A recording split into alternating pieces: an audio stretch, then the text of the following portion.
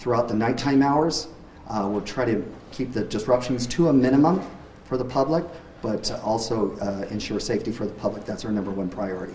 So the last inspection was August. When would the next one have been if this hadn't happened? How much space goes in between inspections? Typically, our bridge program inspection is every 2 years. If it's a fractional critical bridge, we will do that more frequently. And what is the cost to do this repair that you need to get done so pieces don't fall down again? Right now, as I mentioned, the design engineers are working with the contractor to come up with the actual strategy, but I do not anticipate it costing more than around $300,000 at this time. You mentioned that the expansion joint had issues, but what exactly happened to it, and are there sensors for those expansion joints if they were to go bad somehow? So the issues, it experienced some issues. As I mentioned, the expansion joints, they move with the temperature changes, but they also move with vibration of the bridge. The expansion joint moving had a failure in the expansion joint, which caused the concrete to break off, a piece of concrete, which fell down below onto the lower deck. As far as the other question was, I'm sorry, the other part of your question, sir? Yeah, do you have sensors throughout the bridge to sense any failures of this sort, or not really? We do not have sensors on the expansion joints, no. Is that not? Is that something that is not doesn't exist, or is it simply?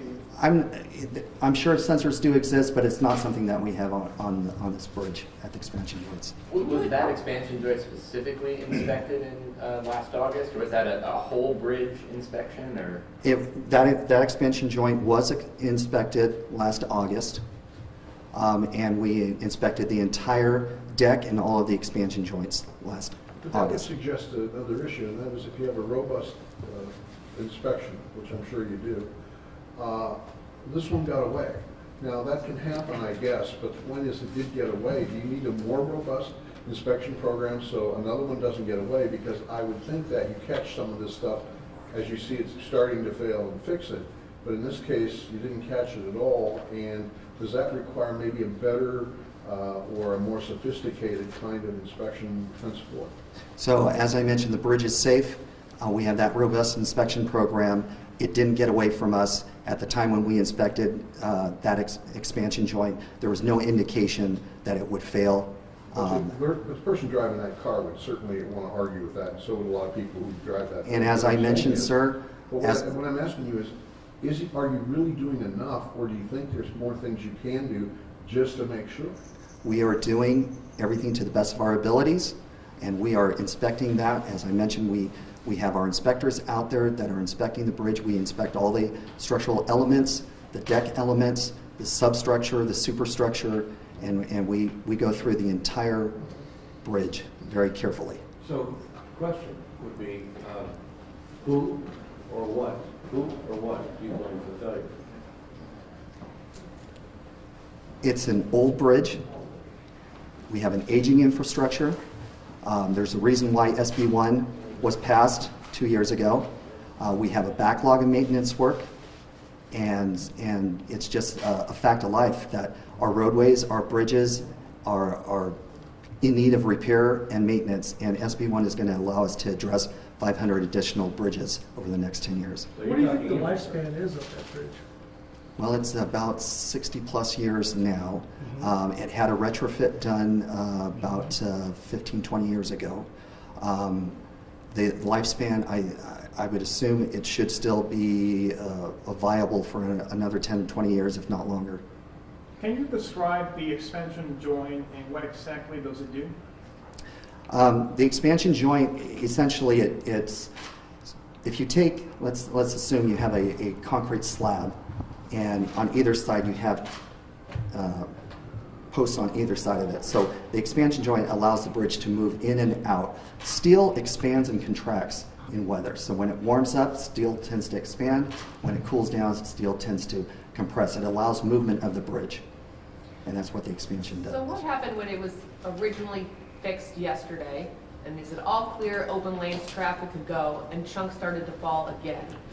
So were the steel plates in place during that first fix and then the bridge shut down, Well, how do we know that chunks aren't going to fall again with this fix that's there now? So what was occurring at that time, we were placing the steel plate over the expansion joint.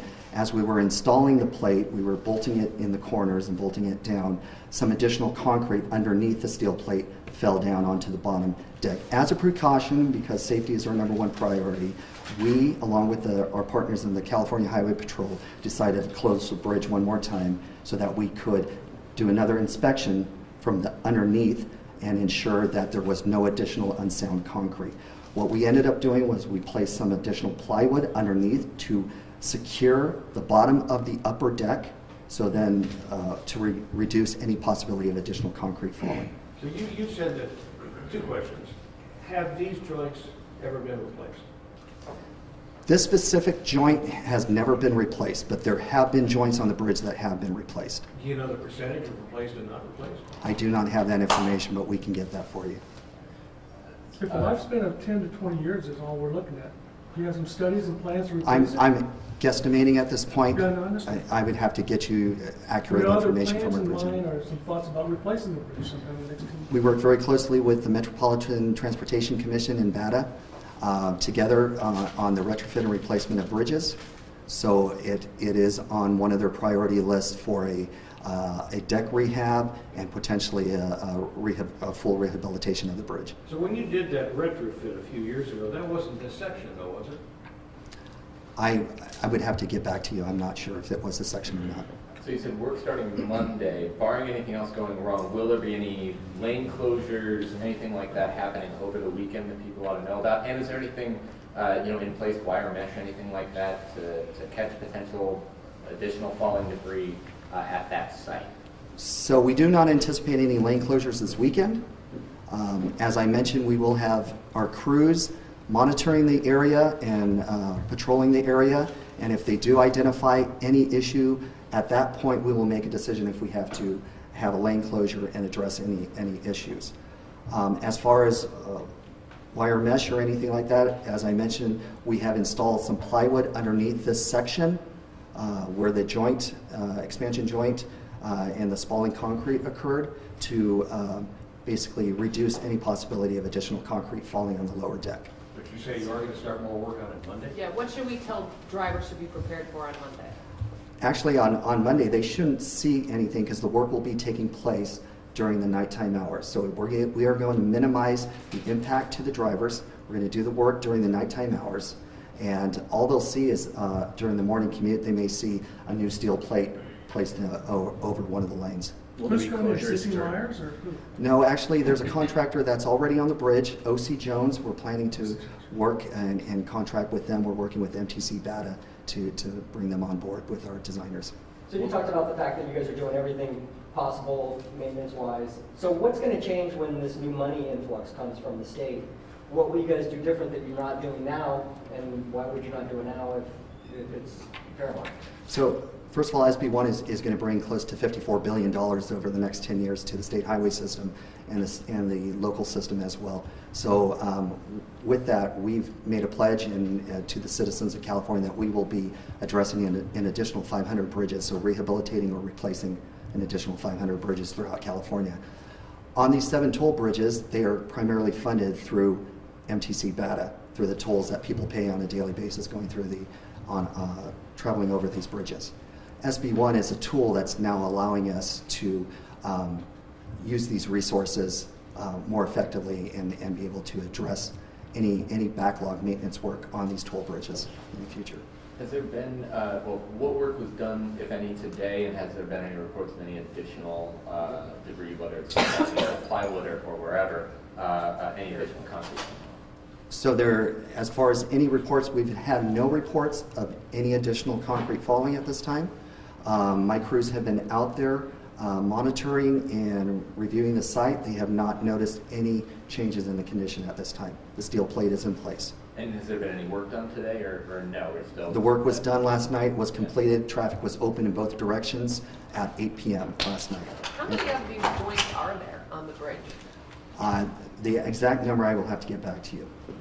Dozens, over 100, any ballpark figures? I don't even want to speculate at this time. Tony, so you mentioned earlier that crews are going to have to pour concrete for this permanent fix. Talk to me a little bit more about this permanent fix. So the permanent fix, obviously, the strategy, the designers are still working on the strategy on what it will look like. But there will be concrete that will have to be poured in the area because we'll be replacing, most likely, the 3 lanes on the upper deck because we're going to replace the entire expansion joint from the left side all the way to the right side on the upper deck at this location. And so we'll have to pour some concrete. What the exact strategy and the design looks like, I have not seen yet, so I can't be too specific. Any idea how long it's going to take? Most likely it will take a period of several days, if not a few weeks, to complete the entire project. And this is happening between what hours? We're talking like 9 p.m. to 3 a.m.? Most likely between the hours of 9 and 3. That's probably correct. Definitely we will have the work completed before the morning commute. But it is partially open. It will be partially open. It's It not will be partially open. We will at least have 1 lane open. But there will be some closures during that repair time. There will be closures during the repair time. Is this Lane closures, that is. Yes. Is this triggered, are you going to inspect all the other ones now?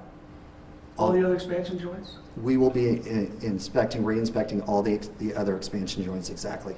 Correct. And can you give me just as specific as you can the location of where this cavity is, as far as is it toward the edge of the lanes, in the middle of the span? Yeah. Sure. So it was identified in the middle lane on the upper deck, about midway along the bridge. And you mentioned that you think it's a truck that was maybe too heavy, and that's like one truck could have done that, or multiple trucks that were too big. Is there like a weight restriction? There are no weight restrictions other than anything, we do allow legal loads through our bridges. Anything that's not legal, above the legal limit, we would work and partner collaboratively with the California Highway Patrol to enforce that. They are the enforcement arm of the state government. But do you have evidence that like one truck went by and then right after it went, we do not have the evidence at this point. As I mentioned, these were preliminary findings at this point. As we're able to get in there and start removing the expansion joint and looking at it closely, we'll be able to maybe do a little bit more forensic work on that area. Some colleagues of mine have written about deck joint rehab work that was contracted, approved but hadn't been contracted yet. So is that something that would have had anything to do with this? And was that not, or is that in a different area of the bridge? What was that? So actually, we have a construction project that's planned to come out in about 6 months, and it's primarily a painting project to paint the structural steel elements, but it will also do some deck repairs as well. But that's you're saying it's a different thing from what went wrong. That's a different location of the bridge, correct. And there was also some work done in 2006 after other holes in concrete. I believe that was on the lower span of the bridge. Is that also a separate issue from what went wrong here? That's a separate issue from this. That the lower deck was rehabilitated, as you mentioned, in 2006. I believe that's correct. Yesterday, when all this came down, where were you? What did you think when you heard about this initially? Well, my first thought was to ensure the safety of the motoring public, to ensure that everyone was safe on that bridge. I was very pleased to hear, unfortunately, a vehicle was damaged, but the occupant was not injured. So that was my first concern right there. Second was coordinating with the Highway Patrol and other local officials to ensure that we were able to remove any construction or maintenance lane closures that we may have had going on the Bay Bridge, going on Route 37 and other areas in the district, so that we could clear those areas and allow those as detours for folks both on the Richmond-Oakland side and the Marin-Sonoma side to be able to get back home and vice versa. Well, the regional-wide gridlock kind of illustrates how important that bridge is. It really is. All our 7 bridges are extremely important, and they're vital to the economy and the success of the Bay Area. Any last words to drivers who might be on the bridge tonight or this weekend that I would this say will not happen again? The bridge is safe. The structural integrity is sound. We do not have any concerns with additional expansion joints at this time having any issues. We will continue to be monitoring it. And if we do notice any issue at all, we will take precautions. If we think there's a safety issue at all, we will close the bridge along with our partners at the CHP. How's your Spanish? Not so much, so I apologize. Huh? Thank you. So we thank everyone for coming out today.